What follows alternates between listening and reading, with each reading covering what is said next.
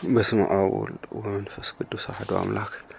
መጽሐፈ አክሲማሮስ ምዕራፍ 3 ዕለተ እሁድና አራቱ ባህርያት። እግዚአብሔር በዚህች ዕለት በቀዳማይ ሰዓት ሌሊት አራቱን ባህርያት ካስገኘ በኋላ ከእሳቲቱ ብርሃን ነስቶ ከጽርሐ አርያም እስከ ኤረር ያሉ ሰማያትን ፈጠረ። ቅዱስ ኤጲፋንዮስ እግዚአብሔር አብ ሁሉን ከመፍጠሩ አስቀድሞ ያለ ጥንት ከወልድና ከመንፈስ ቅዱስ ጋራ በአንድነት እንደነበረ የጌታችን ልጆች የሆናችሁ ወንጌላውያንና ክርስቶሳውያን ወገኖች ሆይ ቃሌን ስሙ። አኗኗሩም ከጥንታትና ከተፍጻሜታት ሁሉ ውጭ ነው። ሕልውናው ብቻውን ነው። እንዲሆነው ክብሩ ሳይለየው በተድላው በብርሃኑ በስልጣኑ ሁሉ የእርሱ ሆኖ ሁሉን አዞ ኖረ። ሰላማዊት በሆነች ሕልውናው ያለ ጥልቀቷ በማይመረመር ከእውቀት ሁሉ አስቀድማ በነበረች ከጥልቀቶች ሁሉ ጥልቅ በሆነች የጥበብ ሁሉ ቁንጮ በሆነች በልዕልና በምትኖር ልቡና ጥንታዊነቴ ብቸኛ የሆነ ፈጣሪነቴ ኃይሌና ካህሊነቴ እንዲታወቅ ፍጥረትን እፈጥር ዘንድ እወዳለሁ አለ። ከንጹሕ ምስጋና በቀር አንዳችን በግዳጅ የሚገብረውን ግብር ሆነ እንዲሁም ስጦታ ከእነሱ እጅ በመሻት አይደለም። እኔ ዘላለማዊ በሆነ መግቦቴ የሚሽቱን ሁሉ እሰጣቸዋለሁ እንጂ። የአዳም ልጆች ሁሉ የእግዚአብሔርን ነገር ስሙ። ከጥንት ጀምሮ እስከ ዕለተ ምጽአት ድረስ ያለውን ነገር ሁሉ በማከታተል ለእናንተ ነግራችኋለሁና ቢቻልስ ተፈጥሯቸውን አውቀው ለፈጣሪያቸው የከበረ ምስጋናን ያቀርቡ ዘንድ ፍጡራንም ሁሉ ይሰሙት ዘንድ በተገባቸው ነበር። የሚናገሩትም የማይናገሩትም ሁሉ በአንድነት ሆነው የፈጠራቸውን አምላክ እግዚአብሔርን የተመሰገነ ይሁን እያሉ ያመስግኑ ለዘላለሙ አሜን። የእግዚአብሔርን አስደናቂ ነገሮች ስሙ። ከፍጥረት ሁሉ አስቀድሞ ቅንጣት ታህል እሳትን ፈጠረ። ሁለተኛም ቅንጣት ታህል ነፋስን ፈጠረ።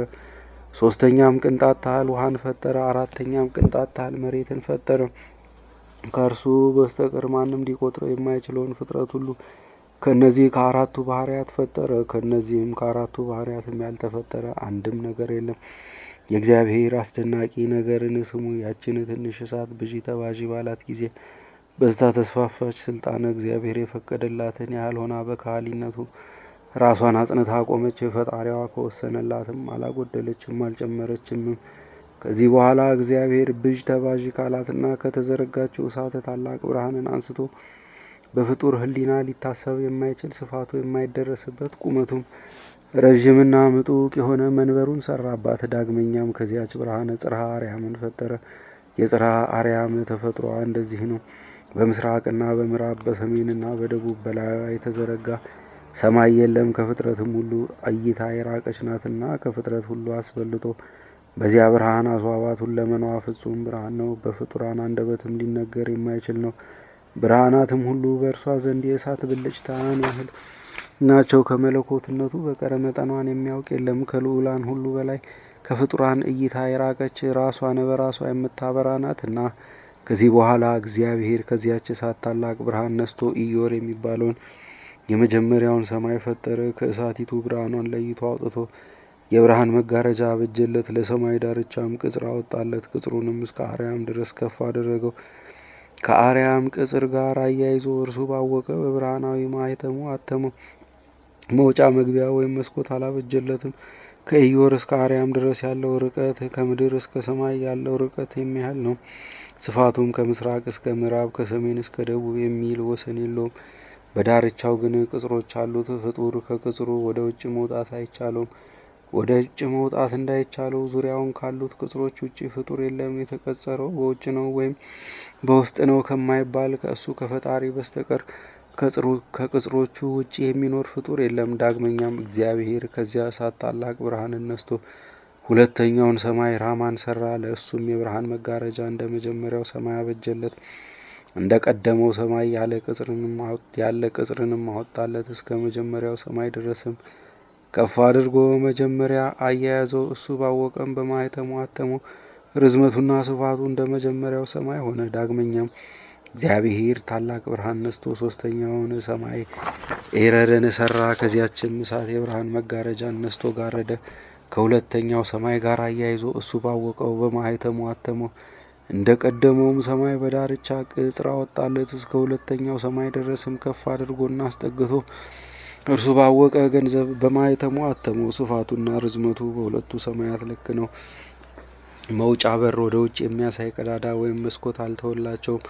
የሦስቱም ሰማያት ርዝመታቸውና ስፋታቸውም እኩል ነው። ስፋታቸው ከምድር እስከ ሰማይ፣ ከምስራቅ እስከ ምዕራብ፣ ከሰሜን እስከ ደቡብ መጨረሻ እንደሚደርስ ነው። በውስጣቸውም ያበሩላቸው ዘንድ ፀሐይ፣ ጨረቃ፣ ከዋክብት የሏቸውም።